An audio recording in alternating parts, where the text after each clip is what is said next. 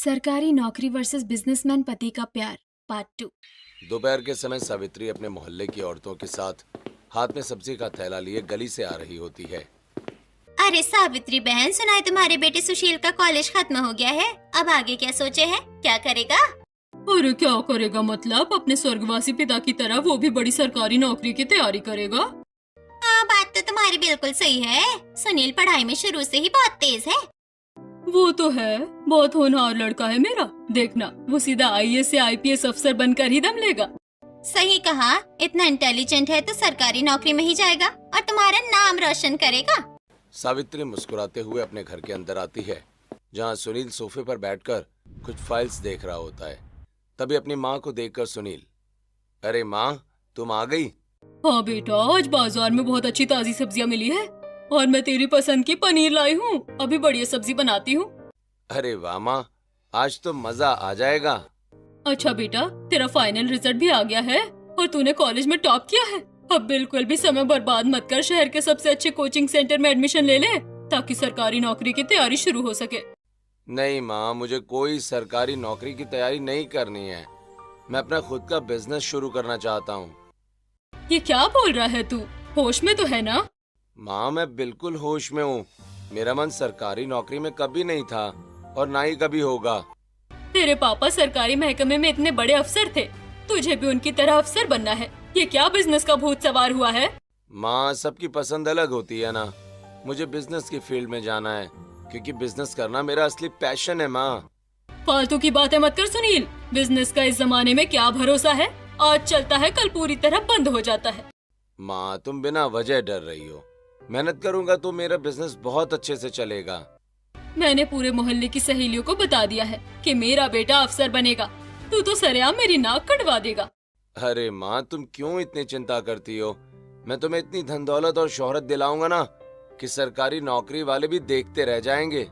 सावित्री गुस्से में मुंह बनाकर सीधे किचन की तरफ चली जाती है और बर्तन समेटने लगती है। इस लड़के को अब मैं कैसे समझाऊं?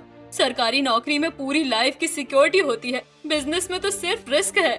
इतना सोचकर सावित्री खाना बनाकर डाइनिंग टेबल पर परोस देती है। फिर रात के समय डाइनिंग टेबल पर सावित्री और सुनील चुपचाप खाना खा रहे हैं। तभी सुनील का फोन बजने लगता है। सुनील, किसका फोन है? 2-3 बार आ चुका है, तू बार बार इसे काट क्यों रहा है? माँ, कुछ नहीं, बस कॉलेज के एक दोस्त का फोन है। मैं खाना खाकर जरा उससे मिलकर आता हूँ। ठीक है, जल्दी खाना खत्म कर और मिलकर आ। रात काफी हो रही है, बाहर ज्यादा देर मत रुकना। सुनील खाना खत्म करके तुरंत पास के एक पार्क में पहुंचता है, जहां शिल्पा बेंच पर बैठी उसका इंतजार कर रही होती है। ओफो सुनील, तुम पुरानी आदत की तरह आज भी पूरे आधे घंटे लेट आए हो। अरे क्या करूं यार शिल्पा, घर पर माँ ने रोक लिया था। अच्छा चलो ठीक है, अब यहाँ बैठो। मुझे बताओ कि तुम्हारी बिजनेस की बात कहाँ तक पहुँची? शिल्पा, मैं अब अपना नया स्टार्टअप शुरू करने वाला हूँ और मैं इंपोर्ट एक्सपोर्ट के बिजनेस के बारे में गहराई से सोच रहा हूँ। सुनील, वो सब तो ठीक है, लेकिन ग्रेजुएशन तो मेरा भी पूरा हो गया है। अब पापा मेरी शादी के लिए लड़के देख रहे हैं। यार शिल्पा, तुम ये कैसी बातें कर रही हो? शादी तो मैं सिर्फ तुमसे ही करूंगा, चाहे जो भी हो जाए। बस मुझे थोड़ा सा समय दे दो, मैं एक बार अच्छे से सेटल हो जाऊं ताकि तुम्हारे पापा की आंखों में आंखें डालकर तुम्हारा हाथ मांग सकूं। सुनील, जो भी करना है बहुत जल्दी करो। कहीं ऐसा ना हो कि तुम्हारी इस मोहब्बत को कोई सरकारी नौकर उड़ा कर ले जाए। तुम्हें तो अच्छी तरह पता है ना कि पापा को सरकारी नौकरी वाले का कितना ज्यादा क्रेज है। वो मेरी शादी सिर्फ सरकारी नौकरी वाले लड़के से करना चाहते हैं। तुम बिल्कुल चिंता मत करो शिल्पा, एक दिन देखना तुम्हारे पापा खुद बहुत गर्व से तुम्हारा हाथ मेरे हाथ में सौंपेंगे। मुझे तुम पर पूरा भरोसा है सुनील। तुम लाइफ में सक्सेसफुल हो या ना हो, मुझे कोई फर्क नहीं पड़ता। मैं तुम्हारे साथ हूँ। तुम्हारा यही भरोसा मेरी सबसे बड़ी ताकत है। देखना, मैं बिजनेस के सारे पुराने रिकॉर्ड तोड़ दूंगा। ऐसे ही समय बीतने लगता है और सुनील अलग अलग तरह के बिजनेसेस शुरू करने की कोशिश करता है, लेकिन हर बार उसे भारी असफलता हाथ लगती है।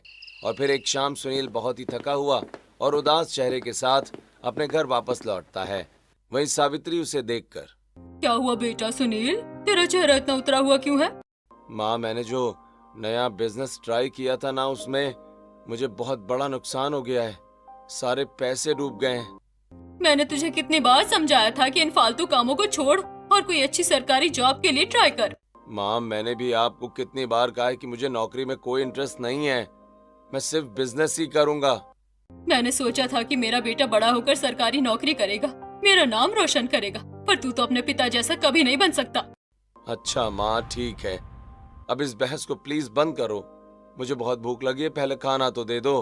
किचन में खाना रखा है, खुद निकाल कर खा ले। मैं अभी बहुत बिजी हूँ, मेरे पास समय नहीं है। सावित्री गुस्से में सुनील को छोड़कर अपने कमरे की तरफ चली जाती है। वहीं सुनील अकेला किचन से खाना लाकर डाइनिंग टेबल पर बैठकर खाना खाने लगता है।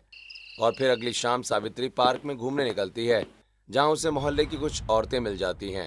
अरे सावित्री बहन, तुमने सुना क्या? वो जो हमारे मोहल्ले की सुमित्रा बहन है, उनकी बेटी की सरकारी नौकरी लग गई है।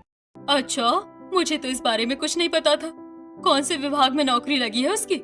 कोई बड़ा सरकारी महकमा है बहन, पूरे 70,000 रूपए महीना शुरुआती पेमेंट है उसकी।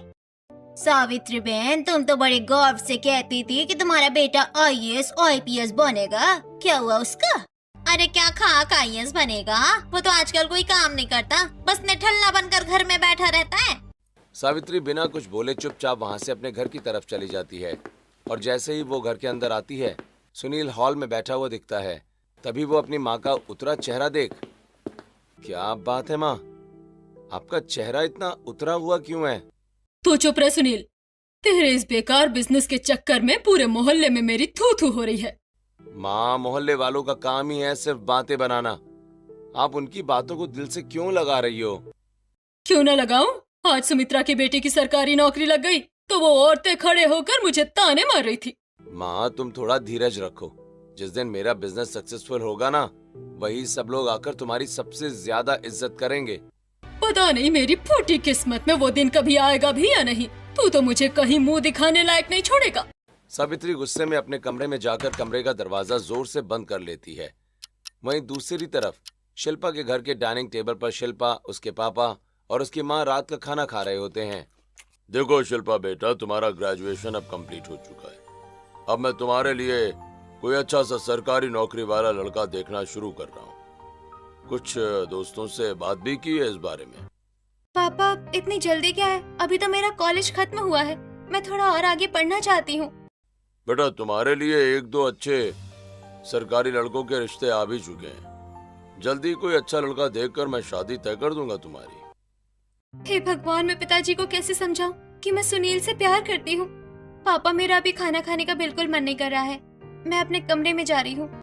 शिल्पा अपनी प्लेट वहीं छोड़कर सीधे अपने बेडरूम में चली जाती है। वहीं शिल्पा की माँ उसके पीछे पीछे कमरे में आती है। क्या बात है बेटा, तू आजकल इतनी खोई खोई क्यों रहती है? अपनी माँ से कुछ छुपा रही है क्या? माँ प्लीज तुम पिताजी को समझाओ ना, शादी के लिए सरकारी नौकरी वाला लड़का होना ही क्यों जरूरी है? तू ये कैसी अजीब बातें कर रही है? हर पिता अपनी बेटी के लिए सरकारी नौकरी वाला दूल्हा ही चाहता है। माँ, मैं कॉलेज के एक लड़के से बहुत प्यार करती हूँ, वो अपना बिजनेस कर रहा है और एक दिन जरूर सफल होगा। देख बेटा, तुझे तो तेरे पापा का स्वभाव पता है, उनके सामने भूल कर भी इस बिजनेस वाले लड़के का जिक्र मत करना। लेकिन माँ, सरकारी नौकरी में ऐसा क्या रखा है कि पिताजी उसके पीछे हाथ धोकर पड़े हुए हैं? शिल्पा के पापा कमरे के दरवाजे के पीछे खड़े होकर ये सारी बातें सुन रहे होते हैं। वो अचानक गुस्से में कमरे के अंदर आते हैं और सरकारी नौकरी में लाइफ और फ्यूचर दोनों पूरी तरह सिक्योर रहते हैं शिल्पा, इसलिए मैं इसके पीछे हूँ। पापा, बिजनेस में भी तो इंसान बहुत तरक्की कर सकता है, आप एक बार सुनील से मिलकर तो देखिए। मैं किसी भी ऐसे अरे गहरे बिजनेस करने वाले लड़के के हाथ में अपनी इकलौती बेटी का हाथ कभी नहीं दे सकता। पापा, सुनील बहुत अच्छा लड़का है, वो दिन रात मेहनत कर रहा है, आज नहीं तो कल उसका बिजनेस चल पड़ेगा। बिजनेस का क्या भरोसा है? आज पैसा है, कल नहीं है। जब मार्केट में मंदी आती है तो सबसे पहले बिजनेस डूबता है। पापा, अब वो पुराना जमाना नहीं रहा, अब पूरा दौर बिजनेस और स्टार्टअप्स का है, इसमें सरकारी नौकरी से ज्यादा पैसा है। मुझे ये सब फालतू का ज्ञान मत सिखा शिल्पा, मैंने जो एक बार कह दिया वही मेरा आखिरी फैसला है। इतना कहकर शिल्पा के पापा गुस्से में पैर पटकते हुए कमरे से बाहर चले जाते हैं। वहीं शिल्पा रोने लगती है और उसकी माँ उसे संभालती है। बेटा, तेरे पापा का फैसला हमेशा आखिरी होता है, तू अपनी इज्जत छोड़ दे और उनकी बात मान ले। इतना कहकर शिल्पा की माँ भी कमरे से बाहर चली जाती है। वहीं सुनील शिल्पा को लगातार फोन लगा रहा होता है, लेकिन शिल्पा फोन नहीं उठाती। वहीं सुनील परेशान होकर तुरंत शिल्पा के घर की तरफ निकल जाता है। इधर शिल्पा हॉल में आते हुए पिताजी, मैं सुनील के साथ बहुत खुश रहूंगी। वो मेरा सच्चा प्यार है। प्लीज आप समझने की कोशिश कीजिए। कितनी बार समझाऊं तुझे, तेरी बुद्धि भ्रष्ट हो गई है क्या? बिजनेस वाले के साथ कोई फ्यूचर नहीं होता। अगर वो अपने बिजनेस में सक्सेसफुल नहीं भी हुआ तो भी मैं उसके साथ ही अपनी जिंदगी गुजारना चाहती हूँ। शिल्पा के पापा गुस्से से आग बबूला होकर टेबल पर रखा सजावट का सामान उठाकर जमीन पर फेंकने और तोड़ने फोड़ने लगते हैं। तुझे जरा भी अकल नहीं है कि असली सिक्योरिटी सिर्फ सरकारी नौकरी में है। इसी हंगामे के बीच सुनील हड़बड़ाहट में शिल्पा के घर के अंदर आ जाता है। वहीं शिल्पा सुनील को देखकर चौंकते हुए, सुनील, तुम यहाँ? तुम यहाँ इस वक्त? तुम्हारी हिम्मत कैसे हुई मेरे घर के अंदर आने की? वो अंकल, शिल्पा मेरा फोन नहीं उठा रही थी तो मुझे लगा कि कोई बहुत बड़ी बात हो गई है। प्लीज मेरी बात सुनिए। मुझे तुम्हारी कोई बकवास नहीं सुननी। तुम अभी के अभी मेरे घर से बाहर निकल जाओ। अंकल, आप एक बार मेरी बात सुनिए। अपनी बेटी का हाथ मेरे हाथों में दे दीजिए प्लीज। मैं उसे बहुत खुश रखूंगा। प्लीज पापा, एक बार सुनील की बात समझने की कोशिश करो। ये बहुत मेहनती है, कभी कोई तकलीफ नहीं होने देगा। बिल्कुल भी नहीं। मैं अपनी इकलौती बेटी का हाथ तुम जैसे कंगाल और नाकामयाब इंसान को नहीं दे सकता। अंकल प्लीज मेरी मेहनत पर भरोसा रखिए। मैं दिन रात एक कर दूंगा शिल्पा की खुशियों के लिए। शिल्पा, तू तुरंत अपने कमरे के अंदर जा। मुझे इस लड़के से कोई बात नहीं करनी है। शिल्पा के पापा आगे बढ़ते हैं और सुनील का कॉलर पकड़कर उसे धक्के मारते हुए घर के दरवाजे से बाहर निकाल देते हैं।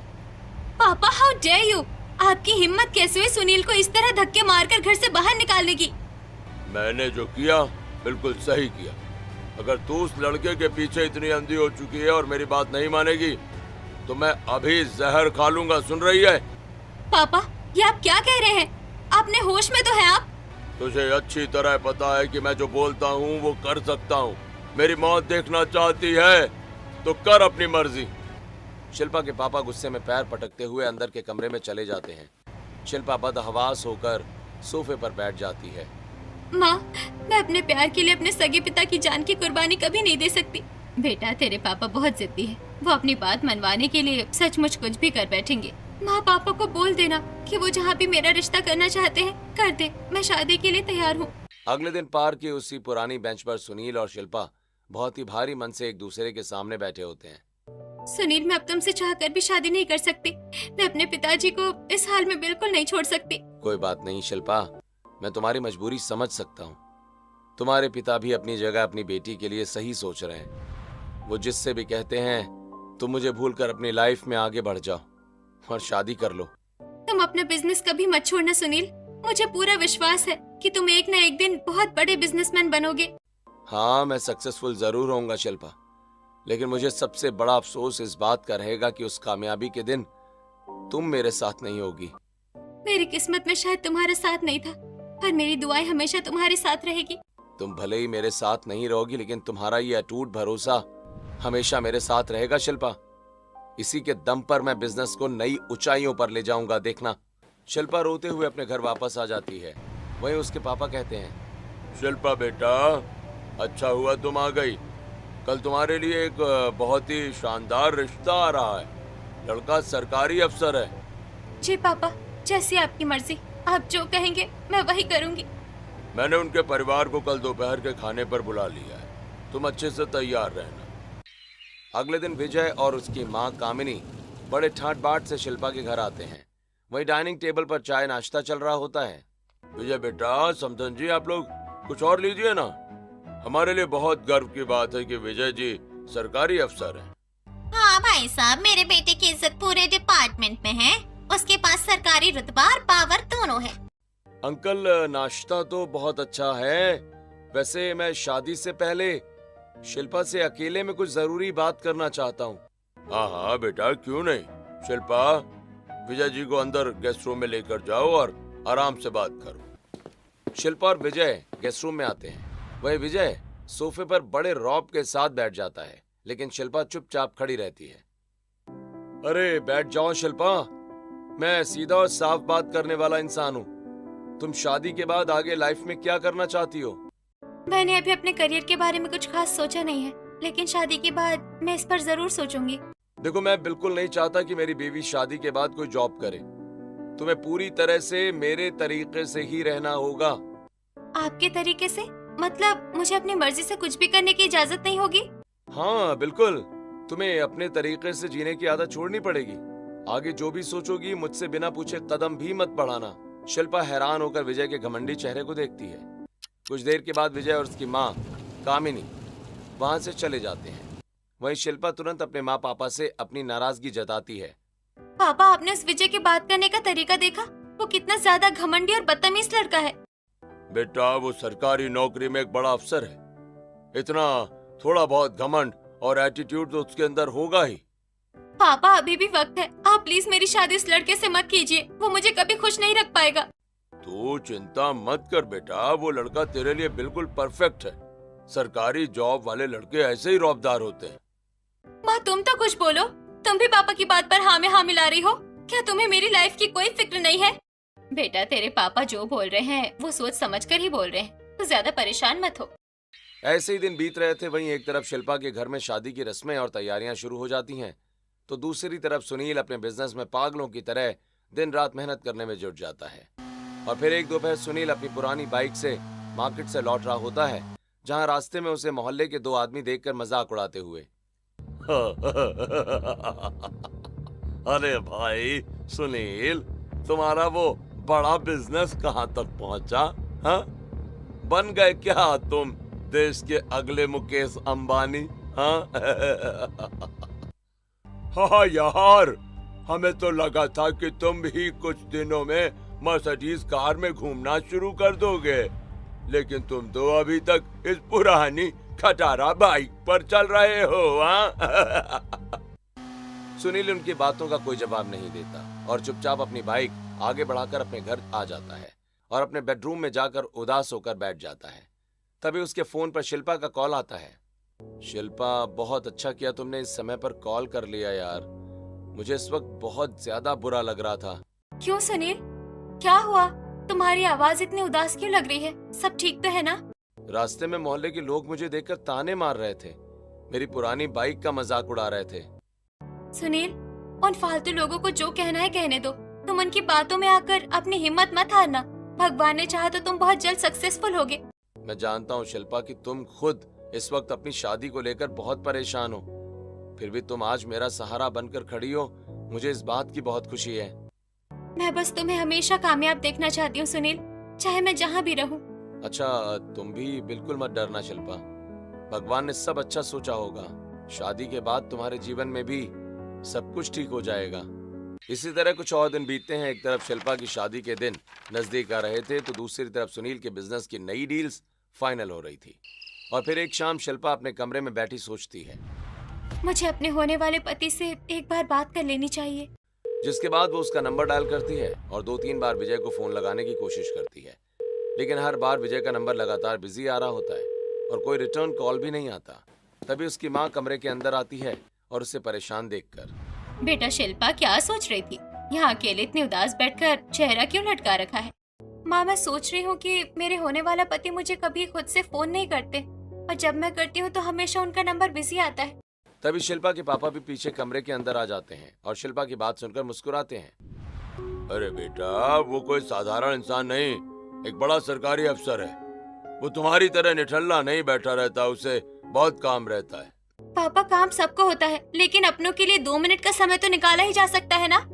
शादी के बाद तुम्हें जितनी भी बातें करनी होंगी उससे करती रहना, आराम से कर लेना। अभी उसे परेशान मत करो। अगले दिन सुबह के समय शिल्पा के पापा के फोन पर विजय की माँ कामिनी का फोन आता है। वो फोन लाउड स्पीकर पर डाल देते हैं। देखिए भाई साहब, अब हमारा बेटा इतना बड़ा सरकारी अफसर है, पूरे समाज में हमारी इज्जत का सवाल है। जी समधन जी, बताइए ना, कोई खास बात है क्या? हम तो आपकी हर इच्छा पूरी करने की कोशिश कर रहे हैं। बात यह है कि हमारे स्टेटस के हिसाब से हमें विदाई में एक बड़ी चमचमाती कार दहेज में चाहिए। ये बात आप अच्छे से नोट कर लीजिए।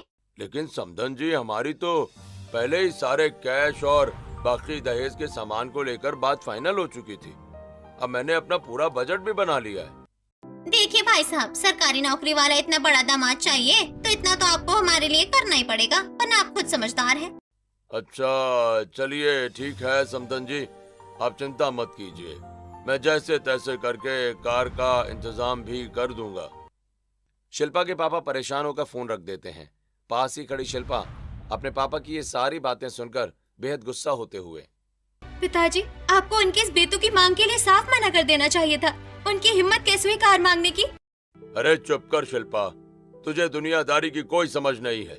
सरकारी नौकरी वाला लड़का इतनी आसानी से नहीं मिलता बेटा, इतना तो करना ही पड़ेगा। 2 दिन के बाद कामिनी का फोन शिल्पा के पापा के पास फिर आता है। इस बार उनकी मांग और ज्यादा बढ़ जाती है। भाई साहब, हमारे घर का ये जो डबल डोर फ्रिज है वो अचानक खराब हो गया है, तो हमने अपनी पसंद का एक महंगा इम्पोर्टेड फ्रिज देखा है। जी कितने तक का फ्रिज है वो, आप मुझे बता दीजिए। कोई ज्यादा नहीं, बस 3-4 लाख रुपए का है।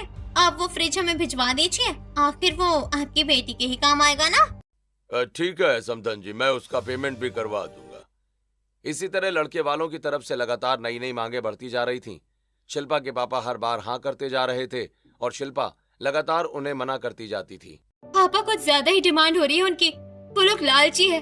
अभी भी वक्त है, आप प्लीज एक बार फिर से सोच लीजिए। तू चुप कर शिल्पा, सरकारी दामाद ऐसे ही मुफ्त में नहीं मिल जाता। शादी ब्याह में ये सब खर्चा तो करना ही पड़ता है। शादी से ठीक 2 दिन पहले कामिनी एक बार फिर से फोन करके इस बार सबसे बड़ी मांग सामने रख देती है। भाई साहब, हमारे रहने का ये घर बहुत पुराना हो रहा है। हम सोच रहे हैं कि नए फ्लैट में शिफ्ट हो जाएं। एक बहुत ही आलीशान फ्लैट पसंद आया है। फ्लैट? लेकिन समधन जी, इतने कम समय में इतने सारे लाखों रुपए का फ्लैट मैं कहां से दिला पाऊंगा? देखिए, अगर अपनी बेटी की शादी अच्छे से करवानी है तो वो फ्लैट तो हमें चाहिए ही चाहिए, वरना बारात आने की उम्मीद मत रखना। ऐसा कहकर कामिनी फोन रख देती है। शिल्पा के पापा घबराकर तुरंत अपने एक परिचित को फोन लगाकर उससे पैसों की बात करते हुए, हेलो भाई साहब, मुझे अपनी बेटी की शादी के लिए बहुत जरूरी पैसों की जरूरत है। मैं अपना ये घर आपके पास गिरवी रखना चाहता हूँ, प्लीज कागजात तैयार रखिए। पापा, आप इस लालची परिवार के चक्कर में हमारा इकलौता घर क्यों गिरवी रख रहे हो? प्लीज ऐसा मत करो, हम सड़क पर आ जाएंगे। तुझे समझ में नहीं आता शिल्पा, वो लोग जो चाहते हैं वो हमें हर हाल में करना ही पड़ेगा। इतना बड़ा सरकारी दामाद खोने का रिस्क मैं नहीं ले सकता। दूसरी तरफ सुनील का सालों का सपना सच हो जाता है। उसका इंपोर्ट एक्सपोर्ट का बिजनेस अचानक बहुत तेजी से चल पड़ता है और वो बड़ी कामयाबी हासिल कर लेता है। ऐसे ही कुछ दिन बीतते हैं, शिल्पा की शादी का समय पास आ जाता है।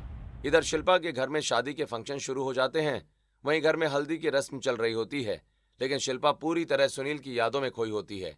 इसी बीच शिल्पा का फोन बजता है। वो छुपकर कमरे के कोने में जाकर सुनील का फोन उठाती है। हे शिल्पा, तुम्हें पता है मेरा बिजनेस पूरी तरह से सक्सेसफुल हो गया है।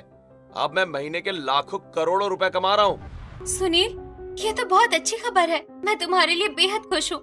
अपने पापा को जाकर बता देना कि उनका वो सरकारी नौकरी वाला दामाद साल का जितना कमाएगा ना, उतना तो हर महीने में टैक्स भर देता हूँ मैं। लेकिन सुनील, अब बहुत देर हो चुकी है। मेरे हाथों में हल्दी लग रही है। अब इन सब बातों का कोई फायदा नहीं है। ठीक है शिल्पा, अगर किस्मत को यही मंजूर था तो मैं क्या कर सकता हूँ। तुम्हें तुम्हारी शादी बहुत बहुत मुबारक हो। तुम प्लीज अपनी लाइफ अच्छे से संभालना, और हाँ, तुम मेरी शादी में बिल्कुल मत आना। मैं नहीं चाहती कि यहाँ कोई तुम्हें कुछ कहे। नहीं शिल्पा, मैं तुम्हें एक बार दुल्हन के जोड़े में जरूर देखना चाहता हूँ।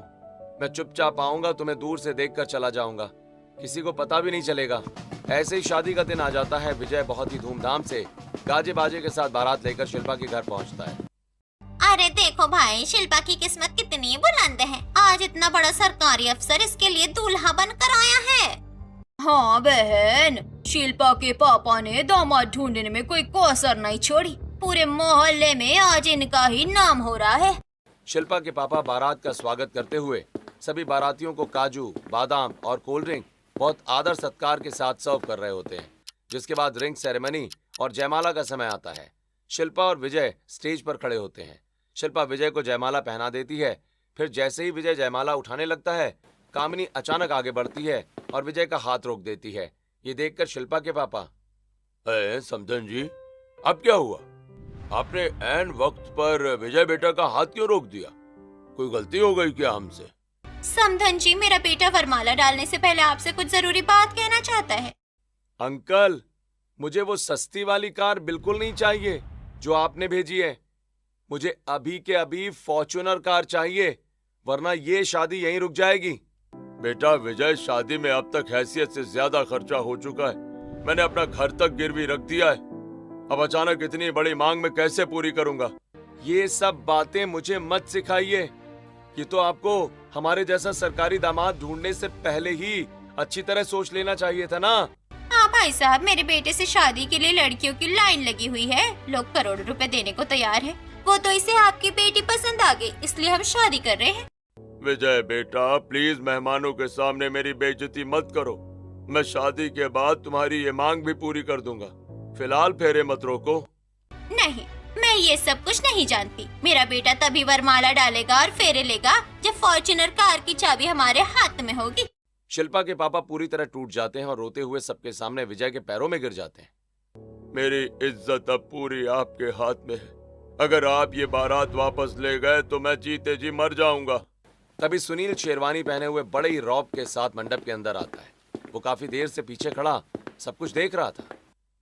अरे बहुत हो गया, मैं काफी देर से तुम लोगों का ये घटिया ड्रामा देख रहा हूँ। ओए, तू कौन है और हमारे पारिवारिक मामले में ये बकवास क्यों कर रहा है? जानता नहीं मैं कितना बड़ा अफसर हूँ। तुम्हारी एक छोटी सी सरकारी नौकरी क्या लग गई? तुम तो खुद को भगवान समझने लगे। हाँ, अरे शर्मानी चाहिए तुम लोगों को इस तरह सरेआम दहेज मांगते हुए। अरे भाई साहब देखिए, इस आवारा लड़के को तुम लोग चुप क्यों हो? इसे बाहर क्यों नहीं निकालते? तुम्हें ये भी नहीं पता विजय कि कानूनन दहेज लेना एक बहुत बड़ा जुर्म है। तुम्हारी नौकरी तो आज ही जाएगी। अच्छा ठीक है, मुझे तुमसे कोई बात नहीं करनी। मैं अपनी ये बारात लेकर वापस जा रहा हूँ। देखता हूँ अब इस लड़की से कौन शादी करता है। मैं इस दुनिया में किसी भी लड़के से शादी कर लूंगी विजय, लेकिन तुम्हारे जैसे लालची और गिरे हुए इंसान से कभी शादी नहीं करूंगी। क्या कहा तुमने? तुम्हारी इतनी हिम्मत? आज तुम लोग लालच में आकर कार मांग रहे हो, कल डिमांड पूरी ना होने पर मुझे जिंदा जलाकर मार दोगे। कम से कम मैं कुंवारी रहकर जिंदा तो रहूंगी। शिल्पा बेटा, तू चुप हो जा। कितना बोलेगी? इसकी बातों का बुरा मत मानो विजय बेटा, प्लीज बारात वापस लेकर मत जाओ। बस पापा, अब बहुत हो गया। आप एक बेटी के बाप हैं, कोई मुजरिम नहीं है। इस तरह इनके सामने गिड़गिड़ाना बंद कीजिए। मुझे खुद इससे शादी नहीं करनी। अरे बेटा शिल्पा, तू कैसे बहके बहके बातें कर रही है? अगर एक बार मंडप से शादी टूट गई ना तो समाज में बदनामी हो जाएगी। मुझे ऐसी बदनामी मंजूर है, लेकिन ऐसा लालची पति बिल्कुल मंजूर नहीं है। विजय और उसकी माँ गुस्से में मंडप से बाहर जाने लगते हैं। तभी सुनील विजय का रास्ता रोक लेता है। विजय जी, इतनी जल्दी कहाँ जा रहे हो? अभी तो असली क्लाइमेक्स बाकी है। सुनील तुरंत शिल्पा के पापा के पास जाता है और उनका हाथ थामकर, अंकल जी, मैं आज भले ही किसी सरकारी जॉब में नहीं हूं, लेकिन अपना खुद का बड़ा बिजनेस चलाता हूं। जितनी विजय की साल की सैलरी है ना, उतना तो मैं हर महीने का टैक्स भरता हूं। सुनील बेटा, तुम? जी, मैं आज पूरे गर्व से आपकी बेटी शिल्पा को हमेशा खुश रखने का दावा कर सकता हूं। अगर आपकी इजाजत हो तो मैं शिल्पा से इसी मंडप में अभी शादी करने के लिए तैयार हूं। सुनील बेटा, मुझसे बहुत बड़ी गलती हुई जो मैंने तुम्हारे जैसे हीरे को नहीं पहचाना। तुम ही मेरी बेटी के लिए सबसे परफेक्ट जीवन साथी हो। तभी सुनील की माँ सावित्री भी मंडप में आ जाती हैं और मुस्कुराते हुए शिल्पा के सिर पर हाथ रखती हैं। हाँ भाई साहब, बच्चों का प्यार सच्चा है। मेरी तरफ से भी शादी के लिए पूरी मंजूरी है। इसी बीच पुलिस इंस्पेक्टर अपने 2 सिपाहियों के साथ मंडप में आ जाते हैं और विजय और कामिनी की कलाई में हथकड़ी लगा देते हैं। हाँ भाई विजय जी, हमारे पास आपके खिलाफ दहेज मांगने की पुख्ता शिकायत आई है। अब आप थाने चलकर अपनी सरकारी नौकरी का रौब दिखाना। पुलिस विजय और कामिनी को पकड़कर ले जाती है। वहीं सुनील और शिल्पा मंडप में बैठते हैं। दोनों के फेरे पूरे हो जाते हैं और वो अपनी माँ सावित्री और पापा से आशीर्वाद लेते हैं। 1 महीने के बाद।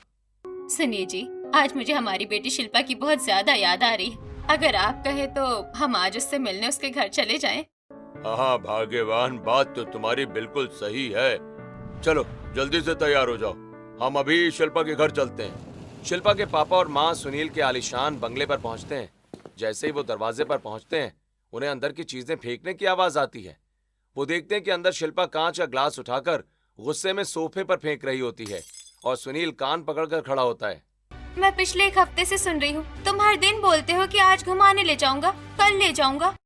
अरे बाबा सुनो तो सही, इस बार बहुत बड़ी इंटरनेशनल डील थी, इसलिए थोड़ा बिजी हो गया था। मुझे कोई बहाना नहीं सुनना। तुम मुझे कभी घुमाने और शॉपिंग पर लेकर नहीं जाते। मुझे तुम्हारे साथ बिल्कुल नहीं रहना।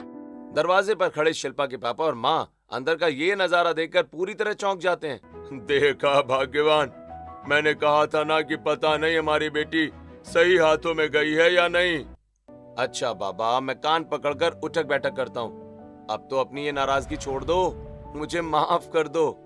तभी सुनील के फोन पर उसके मैनेजर का फोन आता है। सुनील तुरंत फोन उठाता है। हेलो, अगले पूरे 1 हफ्ते के लिए कंपनी का पूरा काम आप खुद संभालिए। मैं अपनी पत्नी शिल्पा के साथ पूरा हफ्ता बिताने वाला हूँ, इसलिए नो ऑफिस। इतना कहकर सुनील फोन रख देता है और शिल्पा की तरफ देखकर मुस्कुराता है। वहीं शिल्पा भी मुस्कुरा देती है। अब तो खुश हो गई ना मेरी झांसी की रानी? अब तो कोई शिकायत नहीं है ना तुम्हें? शिल्पा की माँ और पिता अंदर आते हुए। देखा जी, मैंने कहा था ना कि हमारी बेटी बिल्कुल सुरक्षित और प्यार करने वाले हाथों में है। ये तो बस पति पत्नी का प्यार है। अरे मम्मी पापा, आप लोग यहाँ आप कब आए? बस अभी आए बेटा। तुम दोनों की ये प्यारी सी नोकझोंक देख रहे थे। तुम्हें इतना खुश देखकर मेरा तो दिल भर आया। अरे मम्मी पापा, आप लोग प्लीज अंदर आइए, बैठिए। शिल्पा, जल्दी से मम्मी पापा के लिए नाश्ता लगवाओ। सब लोग डाइनिंग टेबल पर बैठकर आराम से नाश्ता करते हैं और हंसते मुस्कुराते हैं। वैसे बेटा शिल्पा, तुम्हारी सास सावित्री जी दिखाई नहीं दे रही, वो कहाँ है? पापा, माँ जी तो 4 धाम की यात्रा पर गई हुई हैं। उन्होंने जाने से पहले कहा था कि मैंने लाइफ के सारे सुख देख लिए।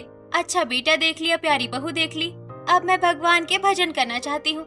बहुत अच्छी बात है बेटा। सुनील, शिल्पा को हमेशा ऐसे ही खुश रखना। अब हम लोग चलते हैं। नहीं पापा, आप लोग आज ही तो आए हैं, 2-4 दिन रुक कर जाइए ना प्लीज। नहीं बेटा, हम तो बस तुम्हें अपनी आंखों से खुश देखने आए थे। अब हमारा मन पूरी तरह शांत है, हम फिर कभी आएंगे। शिल्पा के पापा और माँ मुस्कुराते हुए आशीर्वाद देकर वहां से अपने घर चले जाते हैं। कहानी के आखिरी सीन में सुनील और शिल्पा शिमला की खूबसूरत वादियों में घूमते हुए एक दूसरे का हाथ पकड़े रोमांटिक रील्स बना रहे होते हैं।